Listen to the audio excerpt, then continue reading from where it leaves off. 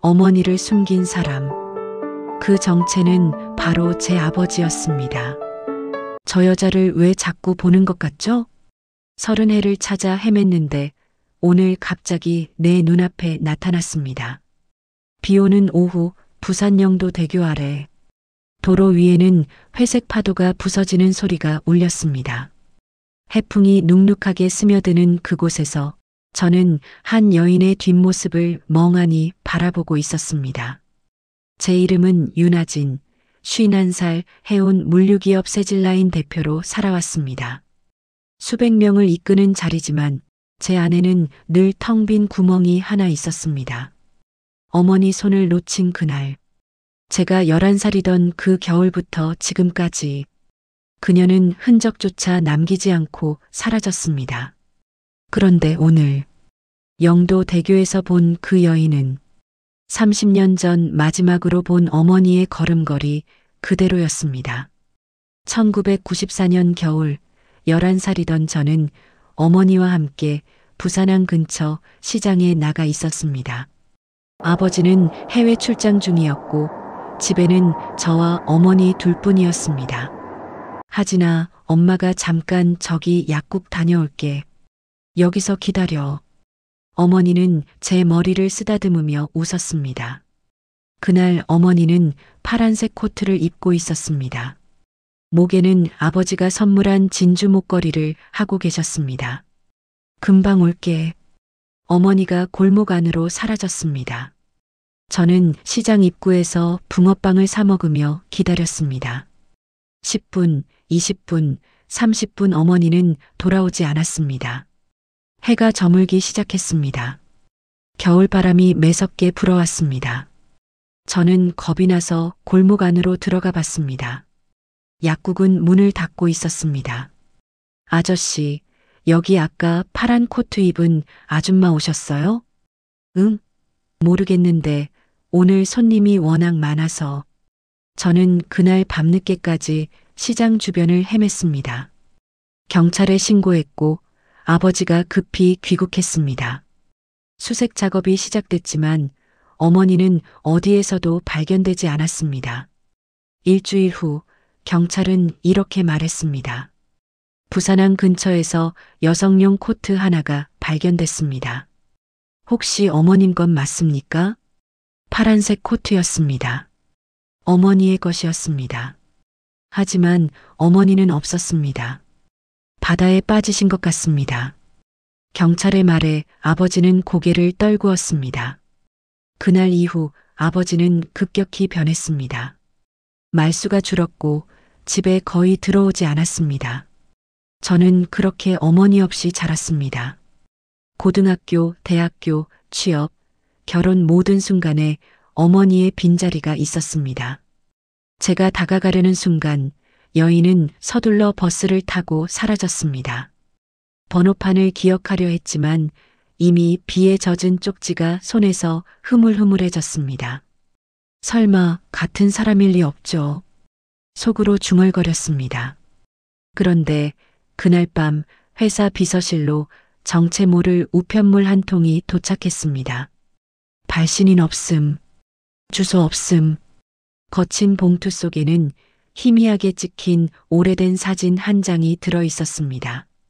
사진 속에는 바닷가에서 저를 꼭 끌어안고 웃고 있는 어머니의 얼굴, 그리고 뒤편에 흐릿하게 잡힌 수상한 남자 한 명이 있었습니다. 그 남자의 얼굴, 어릴 적부터 어머니 곁을 맴돌던 아버지의 오랜 친구 서기봉이라는 이름이 떠올랐습니다. 서기봉.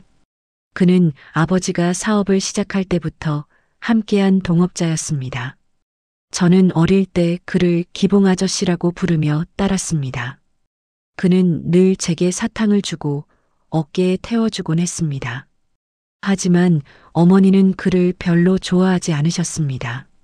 하진아, 기봉 아저씨가 오시면 엄마한테 꼭 말해라. 알았지? 왜요, 엄마? 그냥 엄마가 좀 불편해서. 당시엔 이해하지 못했지만 지금 생각해보면 어머니는 뭔가를 알고 계셨던 것 같습니다.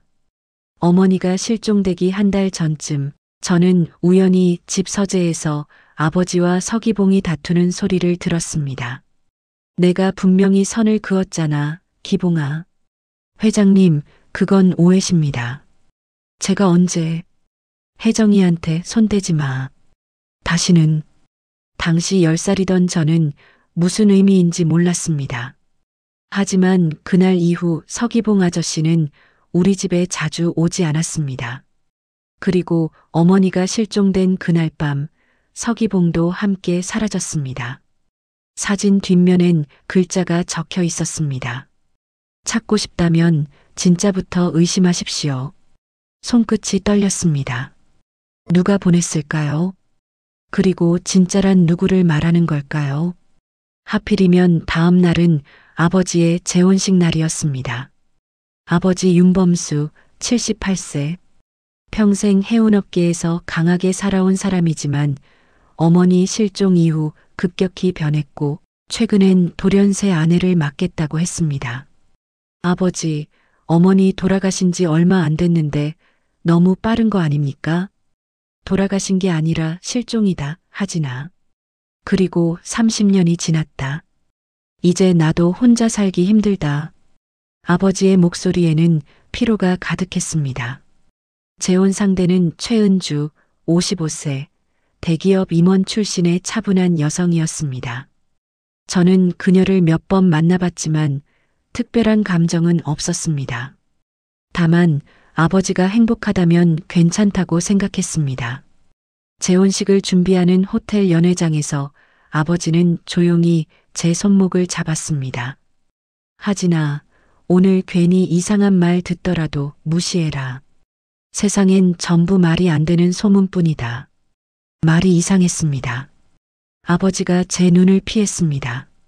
그 장면은 오랫동안 제 마음에 미심쩍은 그림자를 만들었습니다. 그러다 우연히 들려온 속삭임. 저기 하진 대표님, 어머님 이야기 말야. 하객 둘이 작은 목소리로 나누는 말을 듣고 저는 걸음을 멈췄습니다. 그분 실종될 때 상식적으로 이해가 안 되지 않아? 맞아. 그냥 가출했다고 하기엔 너무 말이 많았지. 서기봉 씨가 그 무렵 집 근처에서 자주 목격됐다던데. 쉿, 조용히 해. 회장님 들으면 큰일 나. 가슴이 철렁 내려앉았습니다. 저는 화장실로 가는 척하며 복도로 나왔습니다. 그리고 조용히 아버지 대기실 근처로 갔습니다. 문틈 사이로 아버지와 누군가의 대화가 들렸습니다. 회장님, 혹시 오늘 하진 대표님께서 뭔가 눈치채시면. 눈치챌 게 뭐가 있나? 30년이 지났는데. 그래도 요즘 누군가 자꾸 정보를 흘리는 것 같습니다. 어제도 하진 대표님 회사로 수상한 우편물이. 뭐? 아버지의 목소리가 높아졌습니다. 그게 오래된 사진 한 장이었다고 합니다.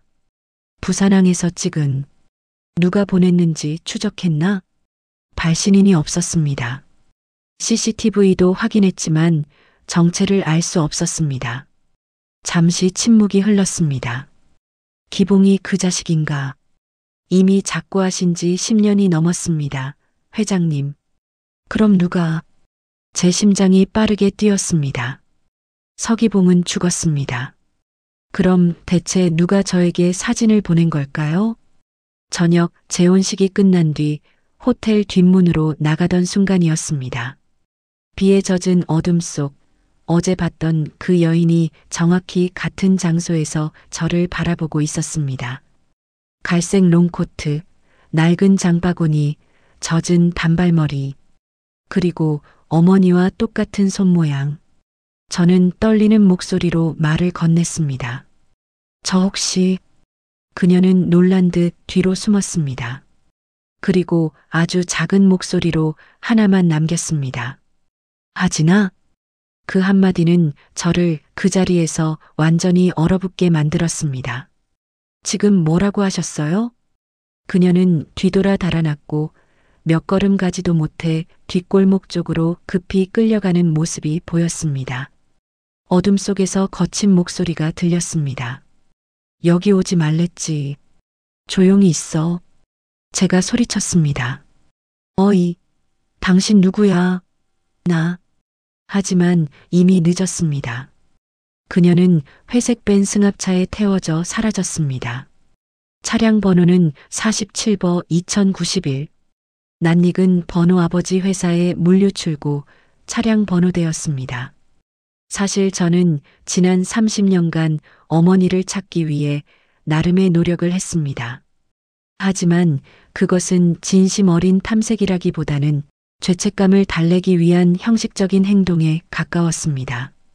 대학생 때는 방학마다 부산 곳곳을 돌아다니며 실종자 포스터를 붙였습니다. 윤혜정, 1994년 12월 15일 부산항 근처에서 실종. 하지만 단 한 건의 제보도 들어오지 않았습니다. 회사에 입사한 후에는 사설 탐정을 고용했습니다. 3년간 매달 500만 원씩 지불하며 조사를 의뢰했지만 결과는 늘 같았습니다. 단서 없음. 결혼하고 나서는 아내에게 이렇게 말했습니다. 여보, 이제 그만 찾아야 할 것 같아. 30년이 지났어. 아마 돌아가셨을 거야.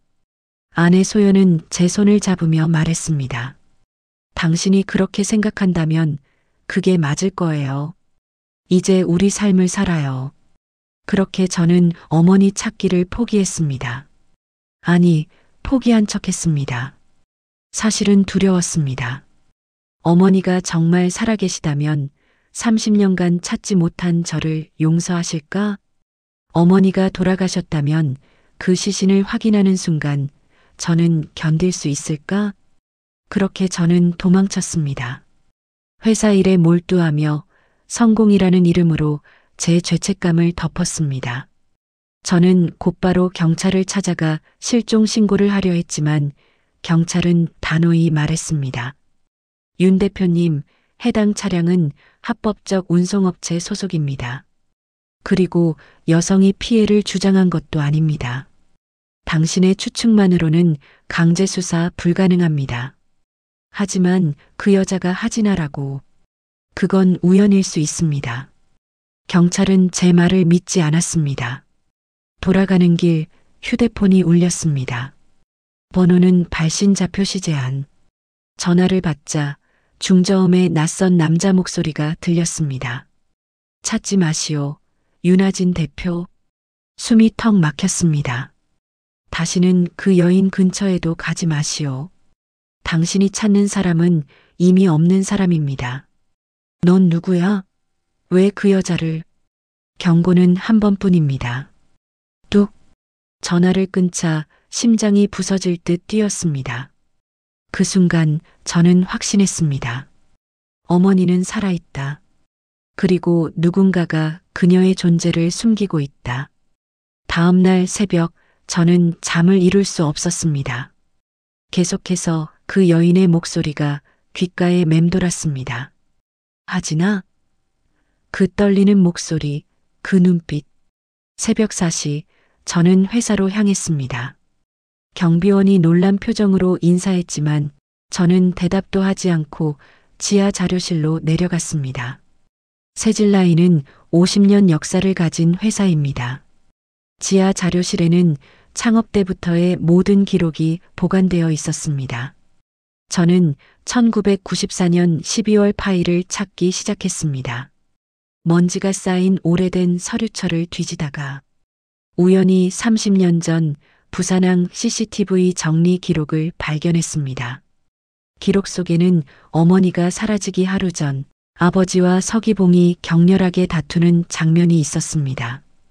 음성은 없지만 아버지가 서기봉의 멱살을 잡고 흔드는 모습, 그리고 서기봉이 피를 흘리며 어딘가를 가리키는 장면이 선명했습니다. 더 놀라운 것은 그 다음 장면이었습니다. 다음 날 새벽 같은 CCTV에 어머니가 혼자 걸어가는 모습이 찍혀 있었습니다. 손에는 작은 가방 하나를 들고 계셨습니다. 그리고 그 뒤를 따라가는 검은색 세단 한 대. 차량 번호를 확대해 보니 당시 아버지 회사 차량이었습니다. 이게 무슨... 그때였습니다. 창고 문이 덜컥 열리더니 아버지의 오른팔이자 비서실장 김태수가 들어왔습니다. 대표님, 이런 자료는 보시면 안 됩니다. 왜요? 회장님께서 절대 열람하지 말라고 하신 기록입니다. 김태수는 30년간 아버지를 보좌한 사람이었습니다. 아버지가 가장 믿는 측근이자 모든 비밀을 공유하는 사람. 김 실장, 이게 대체 무슨 뜻입니까? 어머니를 누가 따라갔습니까? 김태수는 잠시 망설이다가 입을 열었습니다. 대표님, 제가 말씀드릴 수 있는 건 회장님께서 어머님을 사랑하셨다는 것뿐입니다. 사랑이요? 네. 그래서 더 힘드셨던 겁니다. 김태수는 그 말을 남기고 자료실을 나갔습니다. 하지만 저는 더 이상 참을 수 없었습니다. 그날 오후 저는 아버지 집으로 찾아갔습니다. 재혼한 지 이틀째 되는 날이었지만 저는 더 이상 기다릴 수 없었습니다. 아버지, 말씀 좀 나눠야겠습니다. 거실에서 신문을 보던 아버지가 안경을 벗으며 저를 바라봤습니다. 무슨 일이냐? 어머니 일입니다. 그 말에 아버지의 손이 멈췄습니다. 30년이 지났다, 하지나. 이제 그만. 어머니는 살아계십니다. 제 말에 거실이 조용해졌습니다. 새로 들어온 은주 씨가 주방에서 나와 우리를 바라봤습니다. 여보, 제가 잠시 나가 있을게요. 은주 씨가 조용히 밖으로 나갔습니다. 이제 아버지와 저 둘만 남았습니다. 넌 무슨 근거로 그런 말을 하는 거냐? 영도대교에서 봤습니다. 어머니를요. 아버지의 얼굴이 굳어졌습니다. 착각이다. 착각이 아닙니다. 그 여자가 제 이름을 불렀습니다. 하진아라고. 세상에 하진이란 이름이 한둘이냐? 우연이다. 그럼 이것도 우연입니까? 저는 가방에서 CCTV 복사본을 꺼냈습니다. 아버지와 서기봉이 다투는 장면, 그리고 어머니를 따라가는 회사 차량. 아버지의 손이 떨렸습니다. 어디서 이걸? 회사 자료실입니다. 아버지가 숨기라고 한 그 자료요. 아버지는 한동안 말이 없었습니다. 그러다 천천히 입을 열었습니다. 하지나 어떤 진실은 모르는 게 나을 때가 있다. 제가 판단하겠습니다. 넌 아직 준비가 안 됐어. 30년을 기다렸습니다, 아버지. 아버지는 깊은 한숨을 쉬었습니다. 내 어머니는 사고를 당했다.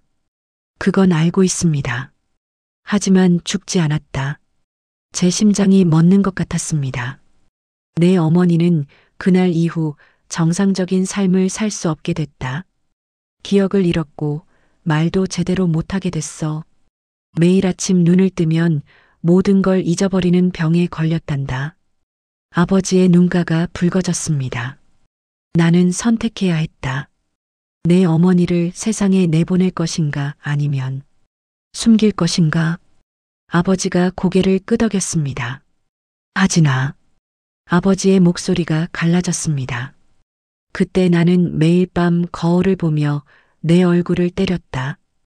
왜 저 여자를 지키지 못했나? 왜 도망쳤나? 왜? 아버지의 무릎이 휘청거렸습니다. 너라도 너만이라도 사람들한테 욕먹지 않고 살았으면 해서. 나는 그게 사랑이라고 믿었다. 아니, 믿는 척하고 싶었던 거다. 아버지는 고개를 들지 못했습니다. 나는 내가 정상적으로 자라길 바랐다. 장애인 어머니 때문에 학교에서 놀림받고 사회에서 차별받는 삶을 살게 하고 싶지 않았어. 그래서 어머니를 버리셨습니까? 버린 게 아니다. 아버지가 목소리를 높였습니다. 나는 최고의 시설에 모셨다. 최고의 의사들을 붙였어. 매달 수천만 원씩 들여가며 돌봤단 말이다. 그럼 왜 제게 말하지 않으셨습니까? 내가 무너질까봐. 아버지의 목소리가 떨렸습니다. 내가 그 모습을 보면 평생 죄책감에 시달릴 거라고 생각했어. 차라리 모르는 게 나았어. 저는 주먹을 쥐었습니다. 그 판단은 아버지 혼자 하셨습니까? 아버지는 대답하지 않았습니다. 밤, 아버지가 잠든 후 저는 몰래 서재로 들어갔습니다. 책상 서랍을 열자 구겨진 쪽지 하나가 나왔습니다. 그 여자는 내가 데리고 있을 테니 당신은 잊은 척만 하시오. 서명 서기봉. 제 다리가 휘청했습니다. 날짜를 보니 1995년 3월. 어머니가 실종된 지 3개월 후였습니다. 더 뒤지자 또 다른 편지가 나왔습니다. 회장님, 은별은 잘 지내고 있습니다. 걱정 마십시오. 아이는 제가 키우겠습니다. 은별? 어머니의 이름은 혜정인데 왜 은별이라고? 그 순간 뒤에서 아버지의 목소리가 들렸습니다. 하진아, 그건 내가 생각하는 그런 게 아니다. 아버지는 눈이 풀린 표정으로 말을 이어갔습니다. 내 어머니는 살아있다. 하지만 너한텐 절대 보여선 안 되는 사람이야. 왜요? 왜냐고요? 아버지는 입술을 떨었습니다. 내가 알면 내 인생이 무너진다. 아버지가 어머니에게 무슨 짓을 한 겁니까? 나는 아무것도 하지 않았다. 다만 지키지 못했을 뿐이다. 그때 복도 쪽에서 희미한 인기척이 느껴졌습니다. 은주 씨가 나간 지 꽤 됐는데 누가 있는 걸까요? 그 말의 의미를 이해하기도 전에 복도에서 누군가가 급히 도망가는 발자국 소리가 들렸습니다. 다음 날 저는 서기봉에 대해 조사하기 시작했습니다. 그는 2013년에 사망했습니다. 간암이었습니다. 장례식에는 아버지도 참석했다고 합니다. 그의 아들을 찾아냈습니다. 서준혁, 45세, 현재 부산에서 작은 무역업을 하고 있었습니다. 제 아버지 얘기를 왜 물으시는 겁니까? 카페에서 만난 서준혁은 경계하는 눈빛으로 물었습니다. 제 어머니와 관련이 있을 것 같아서요. 윤혜정 여사님 말씀이십니까?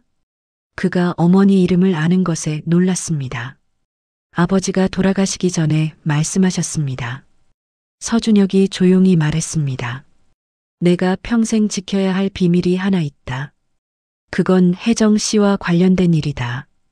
윤 회장은 좋은 사람이지만 그 일만큼은 용서할 수 없다고요. 무슨 일입니까? 그건 저도 모릅니다. 아버지가 끝까지 말씀하지 않으셨거든요. 서준혁은 가방에서 작은 수첩을 꺼냈습니다. 다만 이것만 남기셨습니다. 언젠가 하진이가 찾아오면 이걸 주라고요. 수첩을 받아 펼쳤습니다. 거기엔 여러 주소와 날짜, 그리고 금액이 적혀 있었습니다. 1995.03- 부산 시민병원 3층 312호, 1998.07- 김해 재활센터, 2005.11- 울산 요양원, 2014.02- 부산 송정 푸른바다 재활요양병원. 마지막 날짜 옆에는 이렇게 적혀 있었습니다. 은별을 이제 하진이가 지켜라. 미안하다. 그날 밤 집으로 돌아가는 길 또다시 그 여인을 봤습니다. 이번에는 제 집 앞이었습니다. 어머니, 저는 소리쳤습니다. 더 이상 망설일 이유가 없었습니다. 여인이 놀라 뒤돌아봤습니다.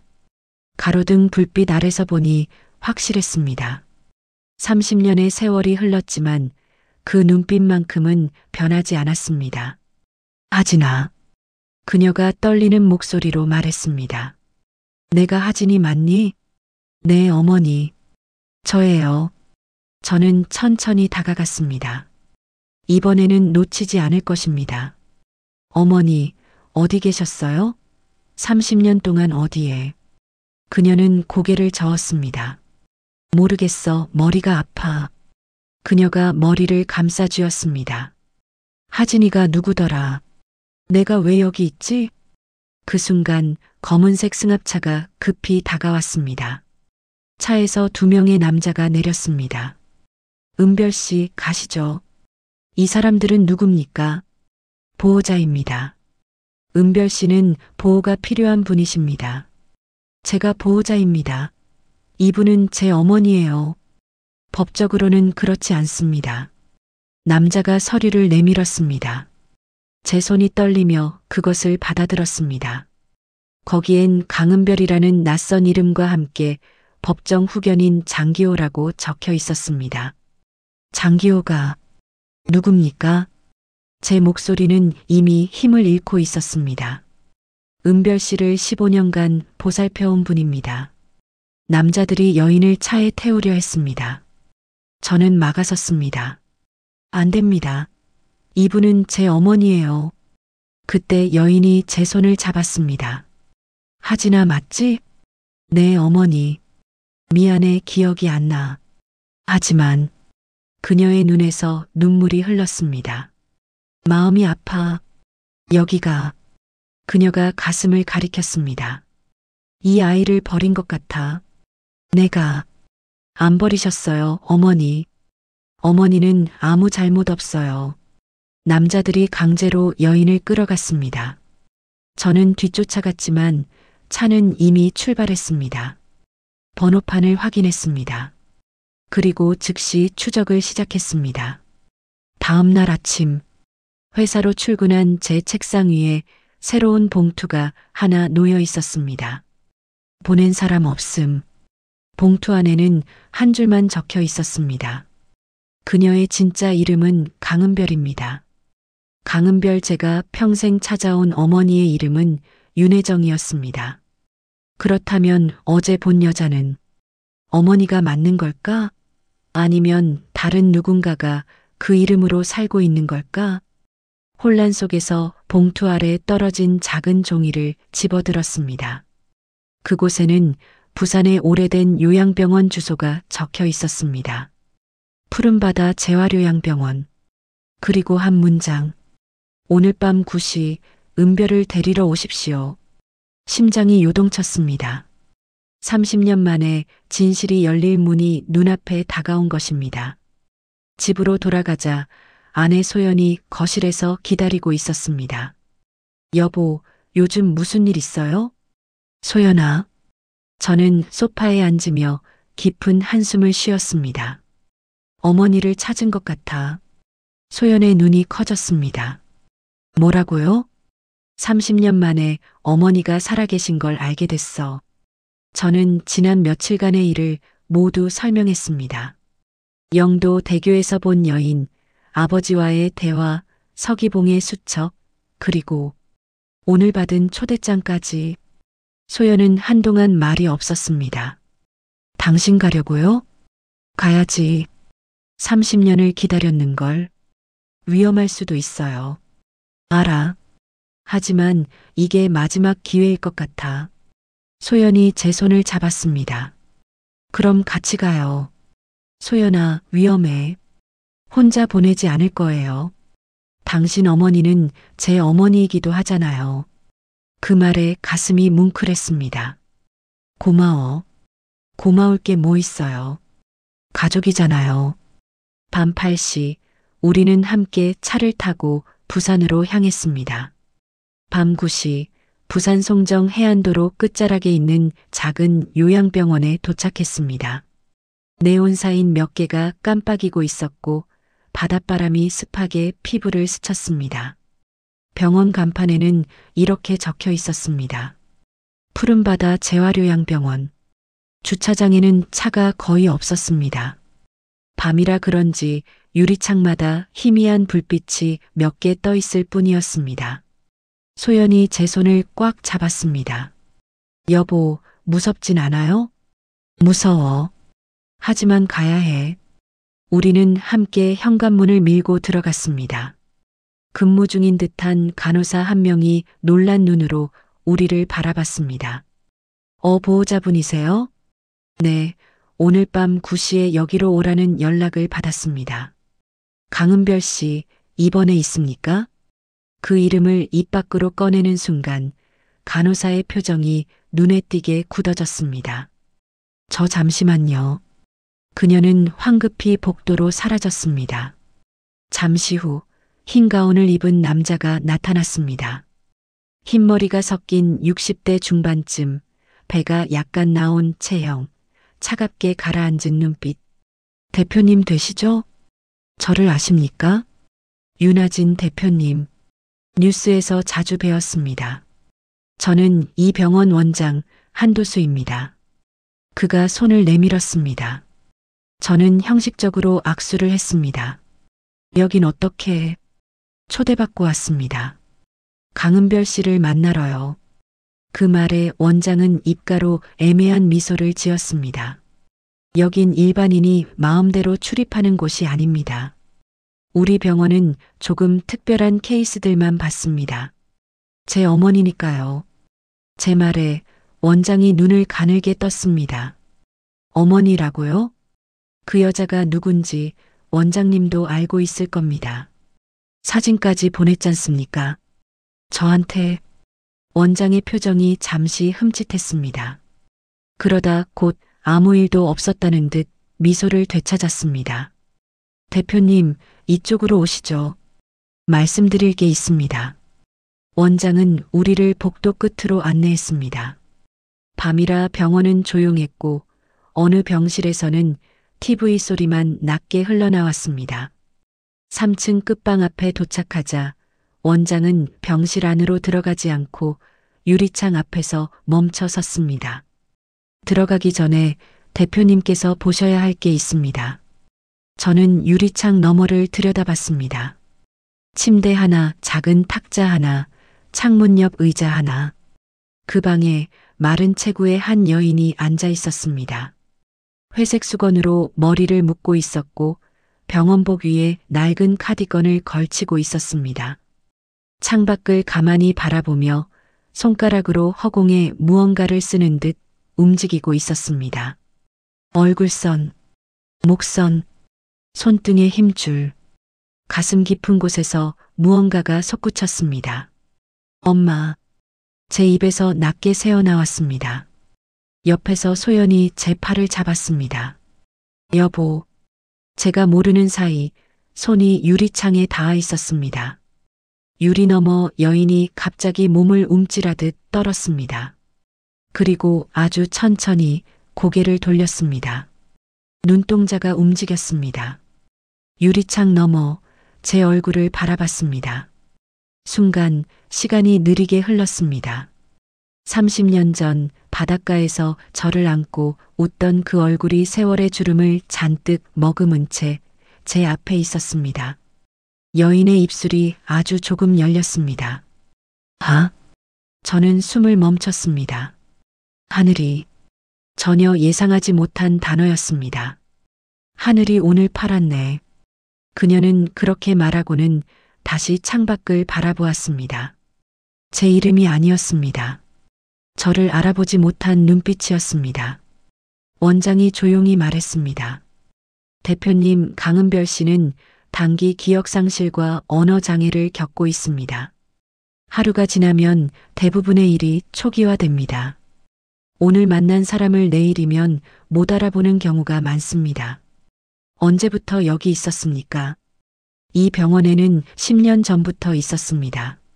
10년 전 그전에는요? 그전에는 다른 시설에 있었고요. 1995년부터 2014년까지 여러 곳을 옮겨 다녔습니다. 누가 여기로 보냈습니까? 제 질문에 원장은 잠시 침묵했습니다. 그건 의료법상 보호자 동의 없이는 말씀드리기 어렵습니다. 보호자가 누군데요? 그때였습니다. 원장이 아주 낮게 그러나 또렷하게 말했습니다. 윤범수 회장님이십니다. 심장이 내려앉는 소리가 들리는 것 같았습니다. 아버지가 여기를 알고 있었다는 말입니까? 네, 회장님께서 10년간 병원비를 지불해 오셨습니다. 그리고 분명하게 당부하셨습니다. 아들에게는 절대 연락하지 말라고요. 소연이 제 손을 더 세게 잡았습니다. 머릿속에서 무언가 무너지는 소리가 났습니다. 아버지는 어머니가 죽은 줄 모른다고 했습니다. 20년 동안 실종이라 했습니다. 그런데 10년 전부터 이곳에 조용히 숨겨두고 있었던 것입니다. 제게는 왜 말하지 않았습니까? 원장은 어깨를 살짝 올렸다 내렸습니다. 회장님의 사정이 있으시겠죠. 저희는 그저 의료계약에 따라 맡은 일을 했을 뿐입니다. 속에서 분노가 부글부글 끓어올랐습니다. 아버지는 대체 뭘 지키려고 그랬을까? 무엇을 숨기고 싶었던 걸까? 그때 원장이 의미심장한 말을 덧붙였습니다. 참, 오늘은 조금 특이한 날입니다. 대표님. 무슨 뜻입니까? 강은별 씨 병실에 오늘 낮에 한 분이 다녀가셨습니다. 누굽니까? 이름은 장기호. 왼팔이 없는 장애인 남성이었습니다. 그 이름은 처음 듣는 이름이었습니다. 그 사람이 뭐라고 하던가요? 아주 짧게 말했습니다. 오늘 밤 진짜 아들이 올 거다라고요. 진짜 아들. 가슴이 묘하게 일렁였습니다. 대표님 아시죠? 원장이 조용히 물었습니다. 강은별 씨는 오래전부터 다른 이름으로 살고 있었습니다. 다른 사람 곁에서 다른 가족과 함께 말입니다. 저는 대답하지 못했습니다. 원장의 허락을 받고 병실 안으로 들어갔습니다. 소연도 함께 들어왔습니다. 방 안에는 조용한 숨소리만 맴돌았습니다. 침대 옆 의자에 앉아있던 여인이 우리 쪽으로 천천히 고개를 돌렸습니다. 가까이서 보니 눈가에 잔주름 하나까지 어릴 때 기억 속 어머니와 겹쳤습니다. 안녕하세요, 강은별 씨. 제 목소리가 떨렸습니다. 여인은 잠시 저를 똑바로 바라보더니 느릿느릿 웃음을 지었습니다.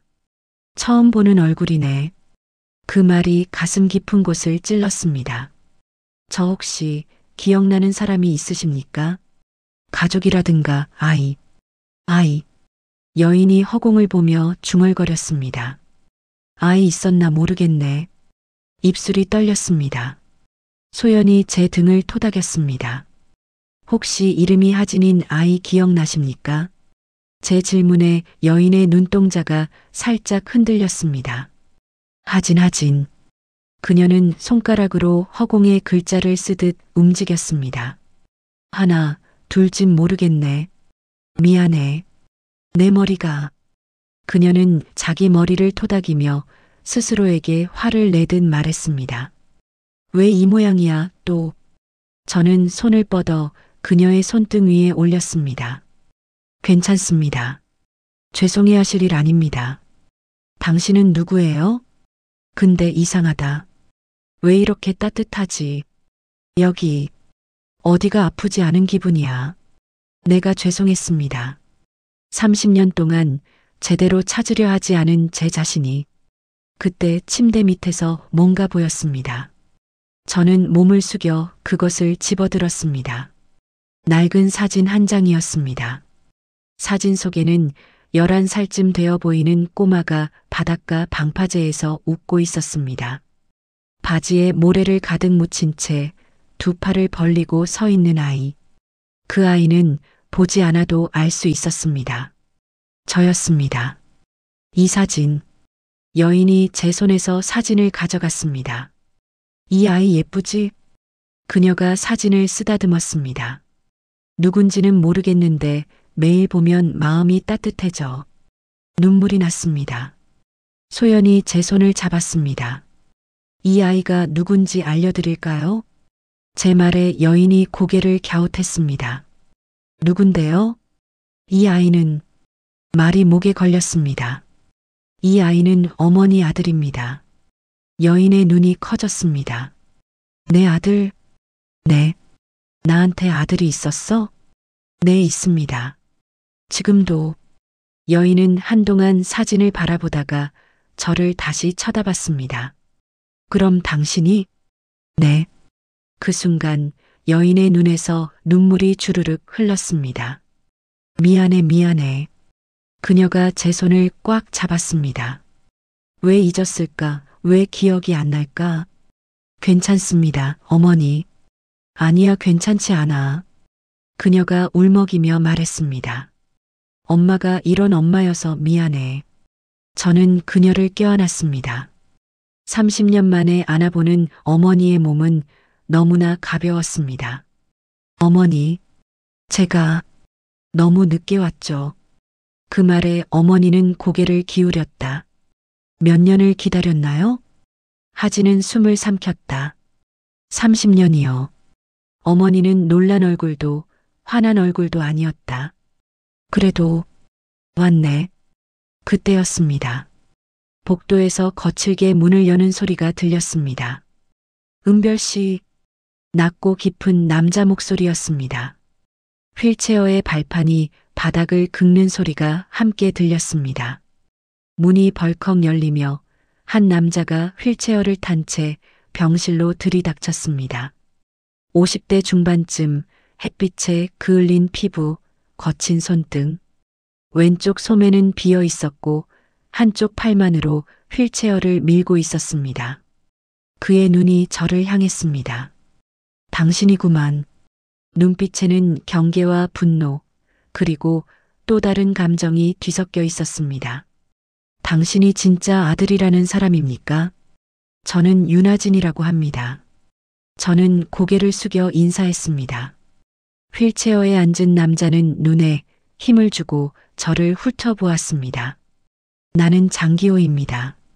이 사람하고 15년을 같이 살았습니다. 그 말은 칼날처럼 제 가슴을 후벼 팠습니다. 15년. 제가 홀로 성공만 좇으며 살던 그 세월 동안 어머니는 이 남자의 곁에서 다른 이름으로 살고 있었다는 뜻이었습니다. 하나 물어봅시다, 윤 대표. 그가 낮게 물었습니다. 왜 이제야 왔습니까? 대답할 수 없었습니다. 어떤 변명도 허용되지 않는 질문이었습니다. 저는 어머니가 죽었을 거라 생각했습니다. 그 말에 그가 피식 웃었습니다. 죽은 줄 알았다 좋은 말입니다. 편한 말이고요.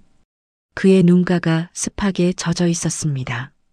나는 이 사람을 매일 아침 깨우면서 똑같은 말을 했습니다. 그는 휠체어를 조금 앞으로 당겼습니다. 당신은 은별 씨고 나는 당신 남편 장기호고 여기는 우리 좁은 단칸방이다. 우린 둘뿐이다. 이 말을 10년 넘게 했습니다. 어머니가 다른 사람에게 당신 남편이라 불리는 장면을 상상하는 것만으로도 숨이 막혔습니다. 그럼 어머니는, 어머니라는 호칭, 이 사람한테는 낯선 말입니다. 대표님. 그는 단호하게 말했습니다.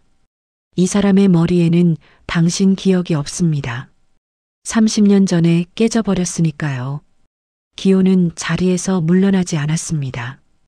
원장은 눈치를 보다가 조용히 병실 밖으로 나갔습니다. 병실 안에는 저와 소연, 기호, 그리고 은별 씨 네 사람만 남았습니다. 기호가 입을 열었습니다. 교통사고 소문 들으셨겠죠? 저는 고개를 끄덕였습니다. 아버지에게 수없이 들었던 이야기였습니다.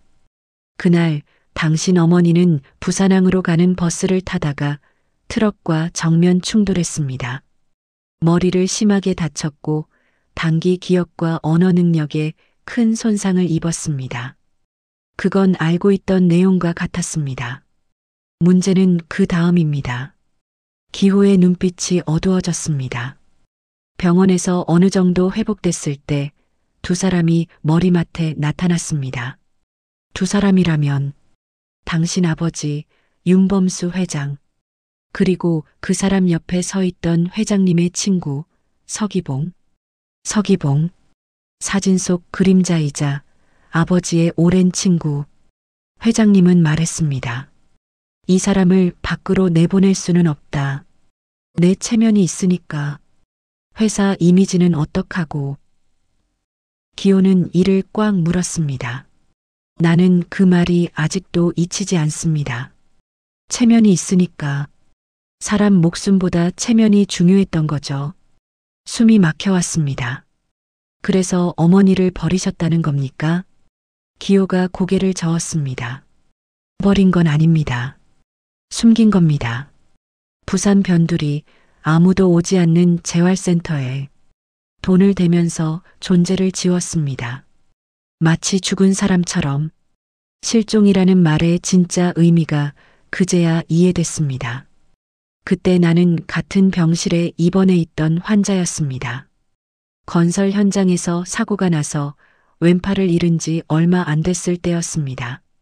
그는 자신의 빈 소매를 내려다봤습니다. 나는 매일 이 사람을 봤습니다. 하얀 침대 위에서 아들 이름을 한 번도 떠올리지 못하면서도 아들 사진만은 꼭 쥐고 자던 여자였습니다. 제 심장이 덜컹했습니다. 단기 기억은 매일 지워졌지만 이 사진은 절대 놓지 않았습니다. 이 아이가 누군지는 기억을 못해도 소중한 사람이라는 감정만큼은 몸에 새겨져 있었던 거죠. 기호의 목소리가 떨렸습니다. 그런데 어느 날 회장님과 서기봉 씨가 찾아와 이야기를 꺼냈습니다. 우리가 이 여자를 책임지겠다. 대신 당신은 모르는 척해라. 그 말이 귓가에 들리는 듯 했습니다. 나는 처음엔 믿었습니다. 돈도 많고 사람도 많은 분들이니 나보다 더 잘 돌볼 거라 생각했습니다. 기호는 고개를 떨궜습니다. 하지만 몇 달이 지나도 그 여자는 돌아오지 않았습니다. 그리고 어느 날 병원에서 조용히 얘기해 줬습니다. 부산에서 멀리 떨어진 시설로 옮겨졌다고. 그때부터 기호는 스스로 장애인 복지관을 전전하며 그녀의 행방을 찾기 시작했다고 했습니다. 그리고 10년 전 나는 마침내 이곳에서 은별 씨를 다시 찾았습니다. 그땐 이미 이름이 바뀌어 있었습니다. 강은별이 아니라 그저 무기명 보호 대상자 17번이었습니다. 10년 전 이곳에서 은별 씨를 찾았을 때 기호가 천천히 말을 이어갔습니다. 나는 울었습니다. 15년 만에 다시 본 그 사람은 더 마르고 더 작아져 있었습니다.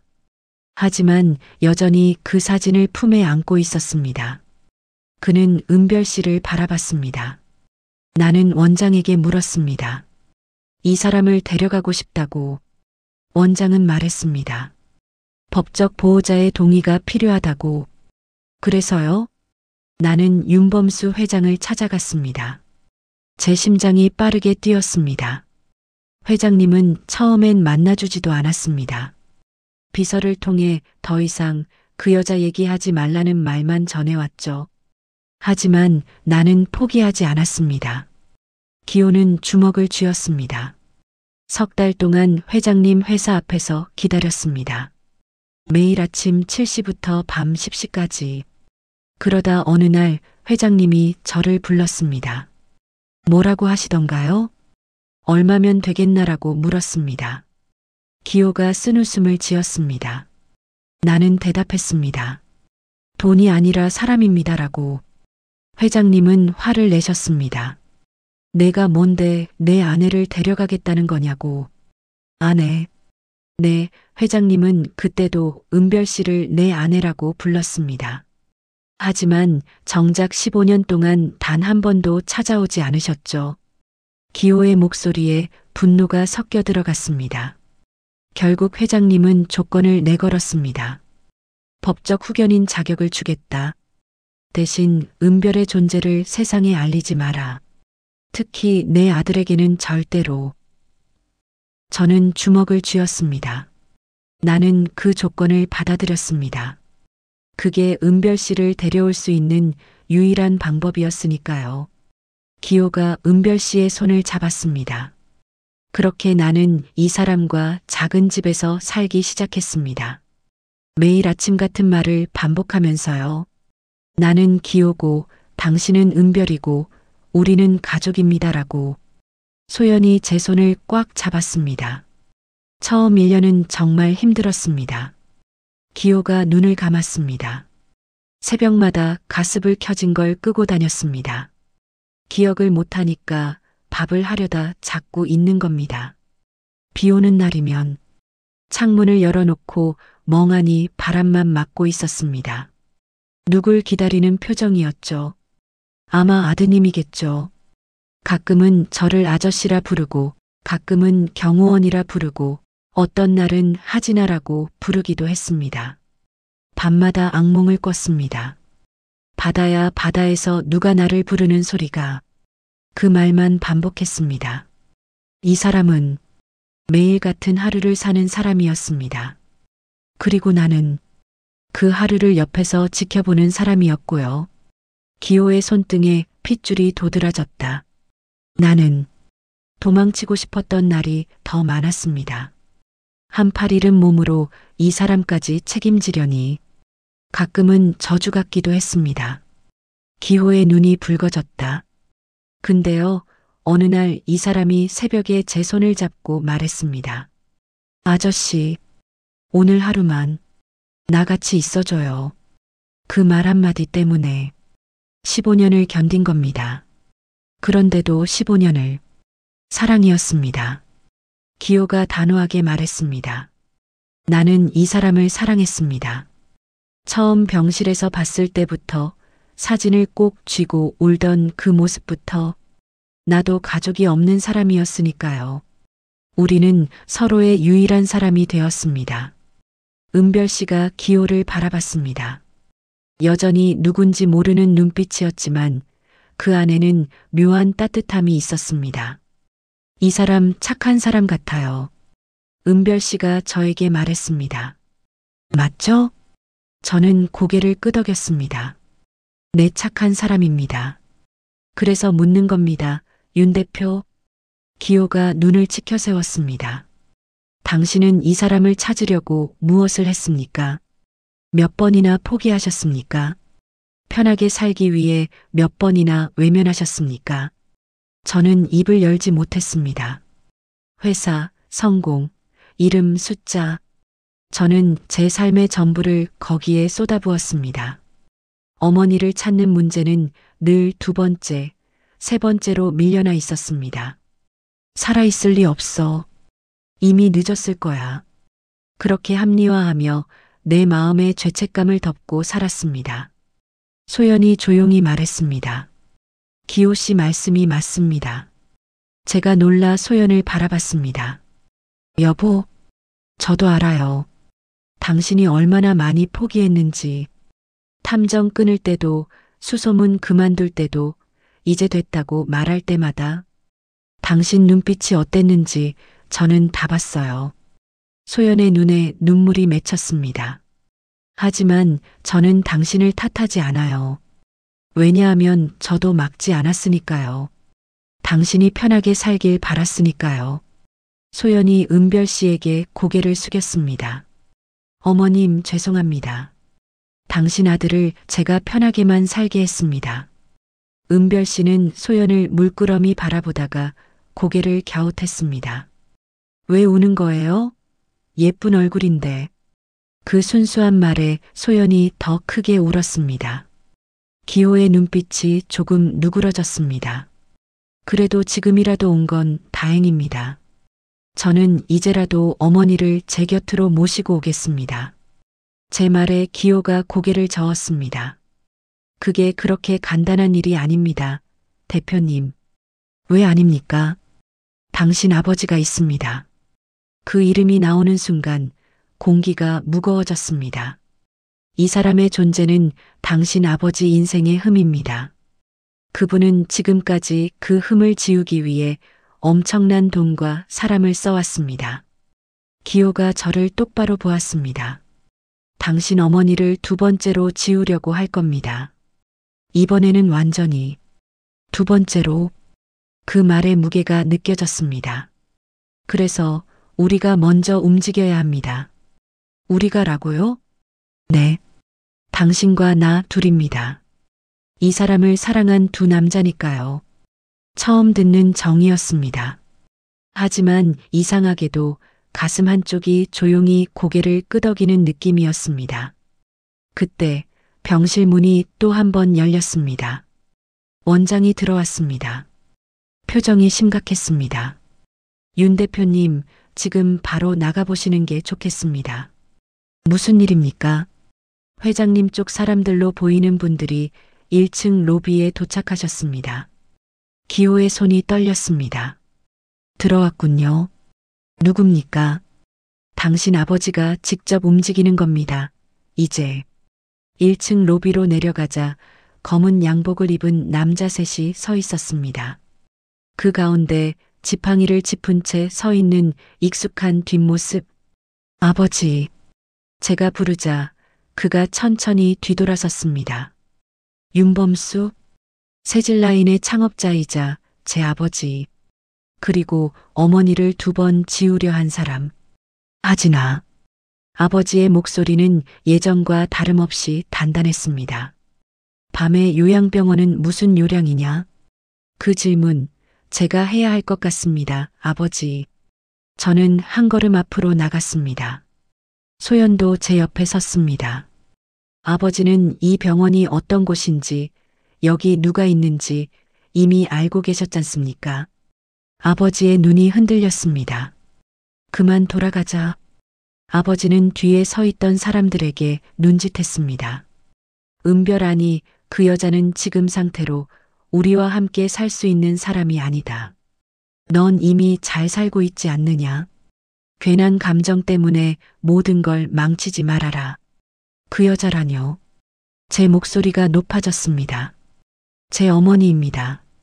내 어머니는 21살에 너를 낳아 41살에 세상을 떠났다. 우린 그걸로 정리했다. 정리가 아니라 지우신 거죠. 저는 한 발 더 다가섰습니다. 아버지, 10년 전부터 병원비를 내며 여기 숨겨 놓으셨습니다. 단 한 번도 제게 말하지 않으셨습니다. 아버지의 얼굴이 굳어졌습니다.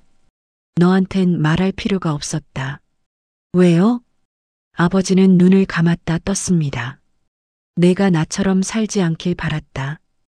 이해할 수 없는 말이었습니다. 나는 병원 복도에서 사람들이 속삭이는 걸 들었다. 아버지의 목소리가 낮아졌습니다. 저 사람은 좋겠다. 돈 많으니까 저런 여자를 숨기고도 살 수 있지. 장애인 아내 데리고 다니는 회장? 그 회사 이미지 어쩔래. 그때 나는 깨달았다. 이 세상은 약점을 용서하지 않는다는 것을. 아버지의 손이 지팡이를 더 세게 쥐었습니다. 내 어머니는 사고 이후 하루도 같은 날로 살지 못했다. 아침마다 내가 누군지 설명해도 밤이면 잊어버렸다. 그걸 내가 겪었어야 했겠느냐. 그 말에 가슴 한켠이 저릿했습니다. 그래서 숨기셨습니까? 나는 선택했다. 아버지가 단호하게 말했습니다. 너라도 정상적인 세상에서 살게 하겠다고.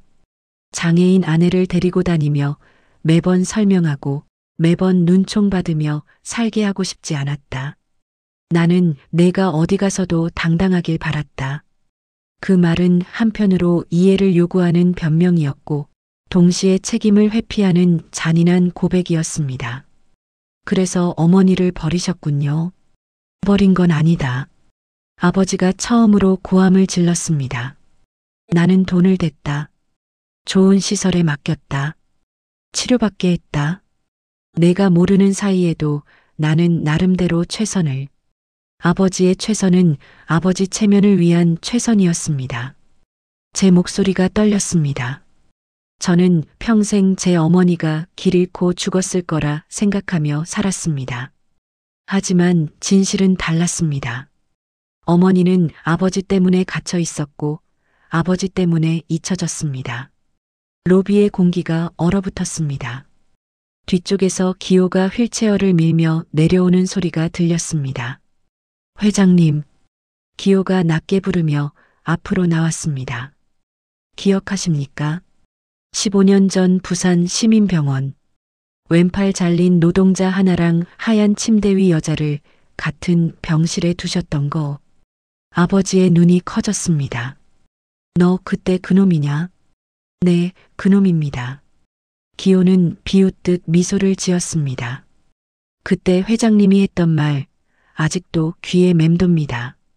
장애인은 하나로 충분하다. 그래서 이 사람을 멀리 보내셨죠. 당신 인생에서, 당신 가문에서, 당신 회사에서 보이지 않는 곳으로. 아버지의 얼굴색이 변했습니다. 내가 뭘 안다고.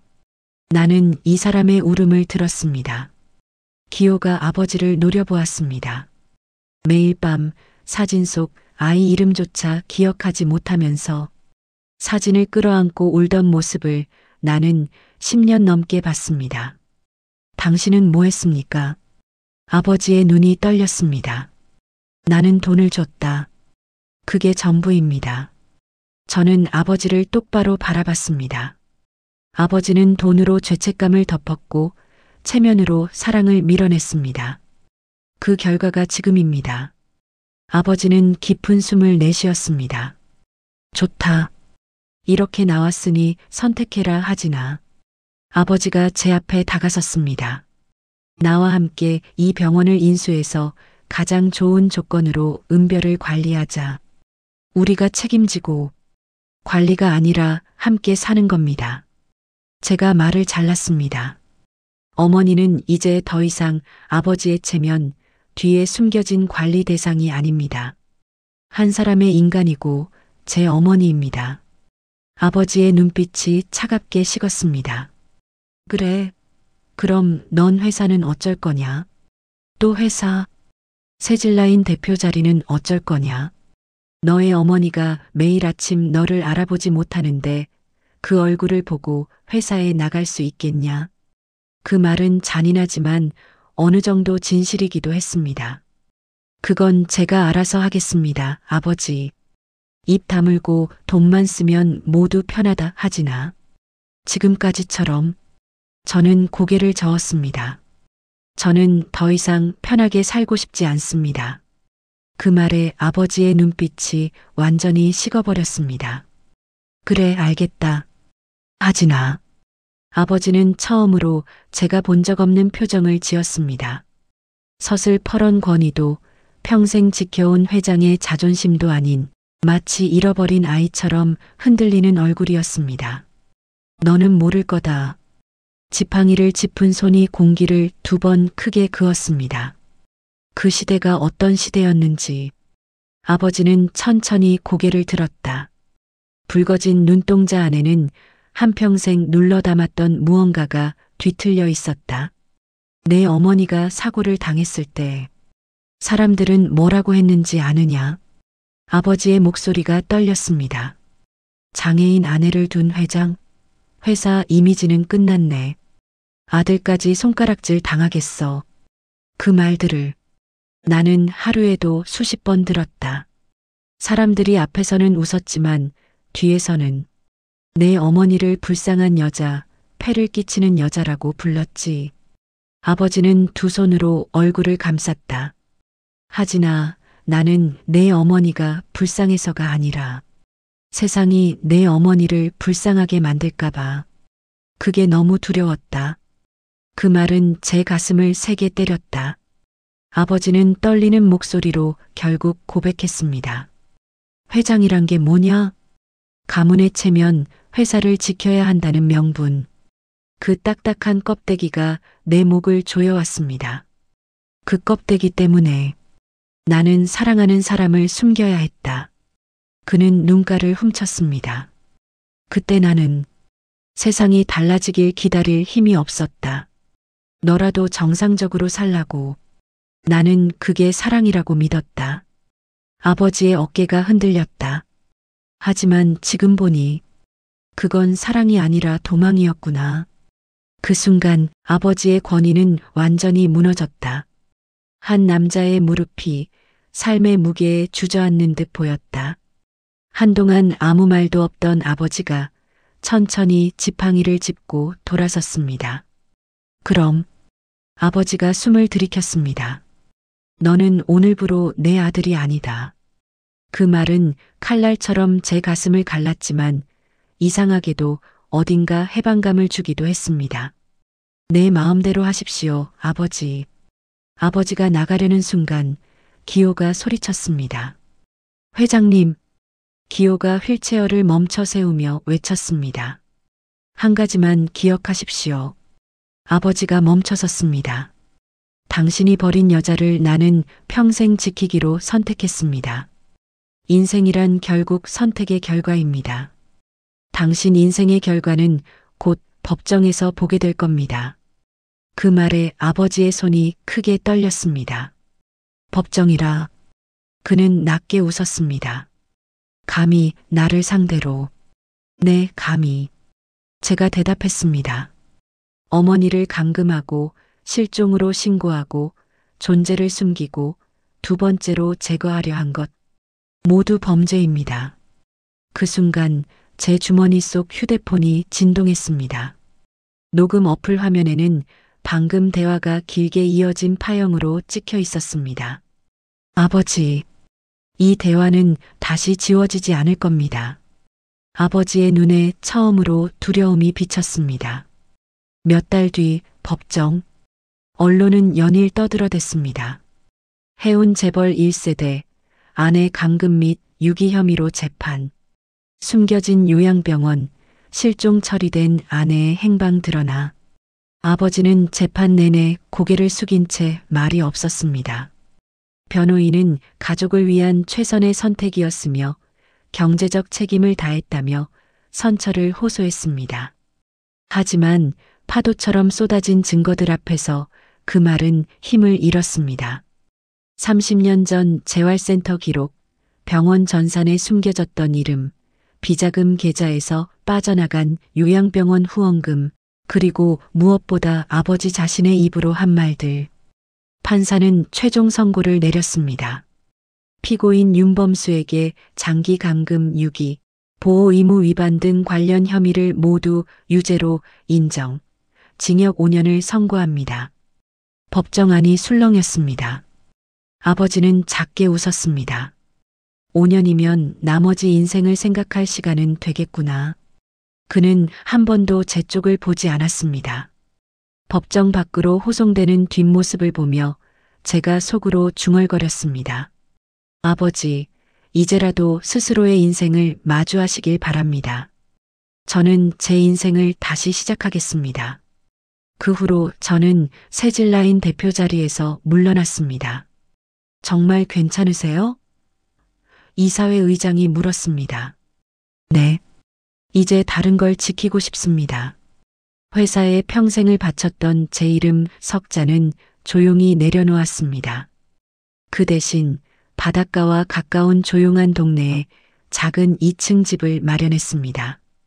거실 한가운데에는 4사람이 함께 앉을 수 있는 큰 소파 하나, 그 옆에는 식탁과 작은 피아노, 그리고 창가에는 화분들이 줄지어 서 있었습니다.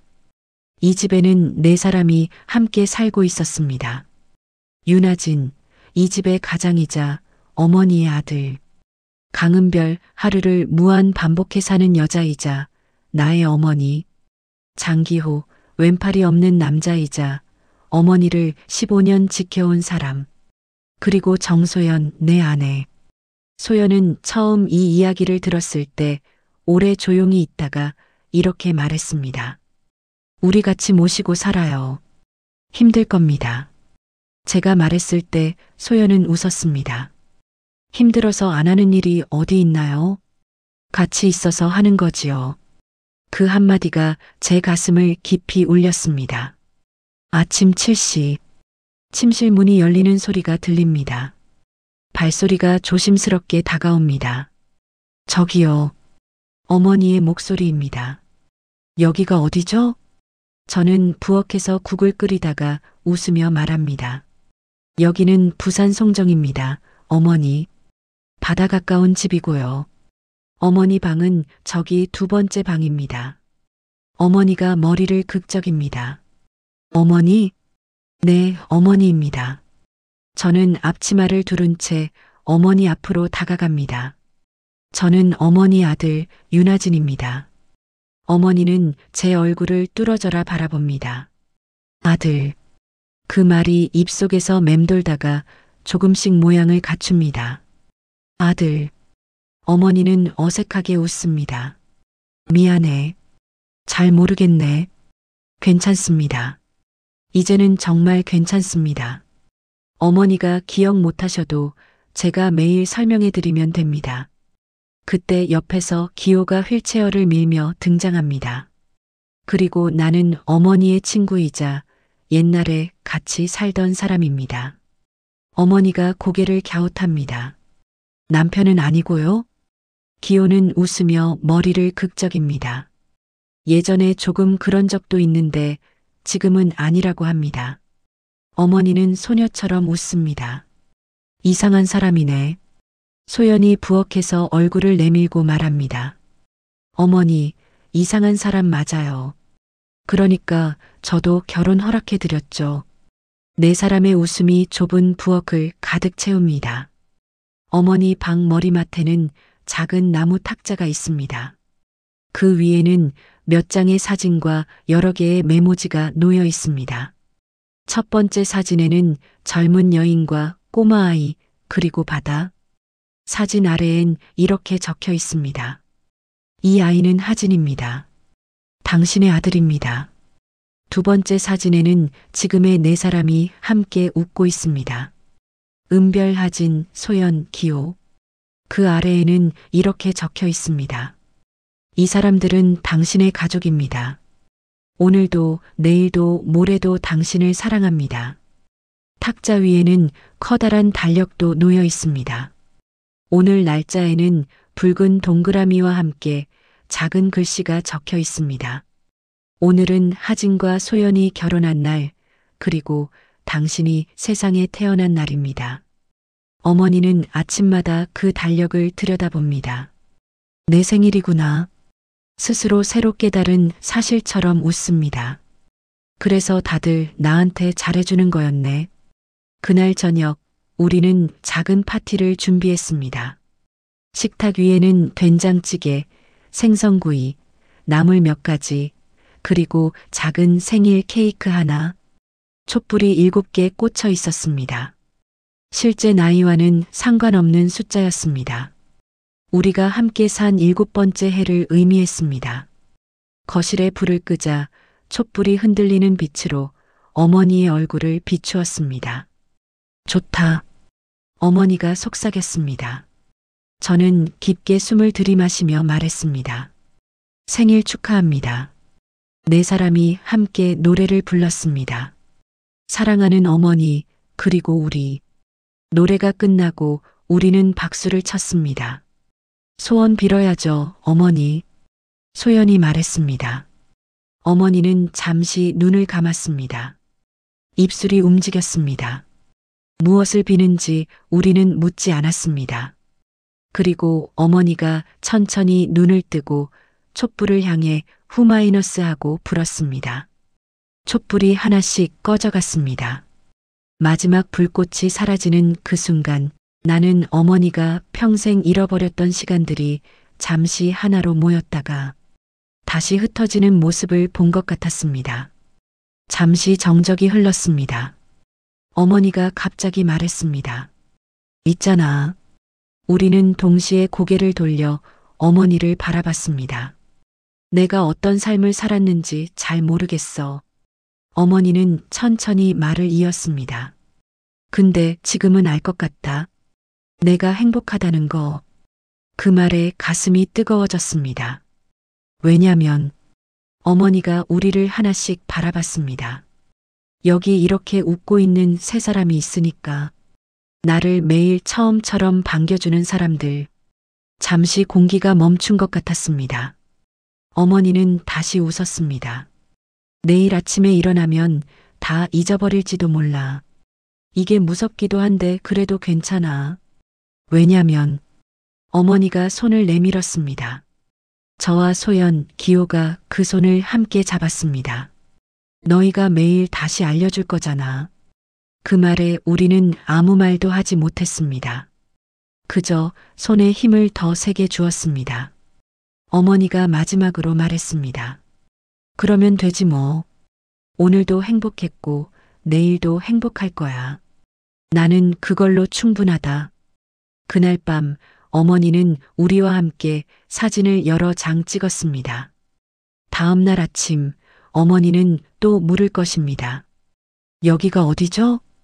우리는 또 대답할 것입니다. 여기는 어머니의 집입니다. 그리고 또 물을 것입니다. 당신들은 누구죠? 우리는 매일 처음처럼 웃으며 대답할 것입니다. 저는 어머니의 아들입니다. 이 사람은 어머니를 평생 지켜온 사람입니다. 그리고 이 사람은 어머니 며느리입니다. 우리는 어머니 가족입니다. 어머니는 아마 그때마다 눈을 반짝이며 웃을 것입니다. 그래, 그럼 오늘도 잘 부탁해. 그 웃음을 보기 위해 우리는 매일 이 설명을 반복할 것입니다. 어머니는 내일도 모든 것을 잊겠지만 우리는 내일도 다시 어머니를 기억할 것입니다. 그게 우리가 선택한 새로운 인생이고 어머니에게 줄 수 있는 최선의 사랑이기 때문입니다. 저녁마다 어머니 기억은 사라졌지만 식탁 위에서 네 사람은 늘 같은 자리에서 같은 것을 먹었습니다. 기억은 사라져도 정은 남는다. 우리가 매일 깨닫는 진실이었습니다. 오늘도 끝까지 함께 해주셔서 감사합니다. 삶이 우리에게서 기억을 빼앗아 갈 때도 있습니다. 하지만 마음 깊은 곳에 남은 사랑만큼은 그 누구도 가져가지 못합니다. 30년을 찾아 헤맨 아들, 15년을 곁을 지킨 보호자, 그리고 오늘 처음으로 다시 가족을 만난 어머니. 이 이야기는 누군가의 현실입니다. 전 세계 수많은 가족들이 오늘도 기억을 잃어가는 사랑하는 사람 옆을 지키고 있습니다. 뇌 손상과 치매로 가족을 기억하지 못하는 모든 분들과 그분들의 손을 놓지 않는 모든 가족들에게 이 이야기를 바칩니다. 기억은 잃어도 사랑은 남습니다. 별트리안이었습니다.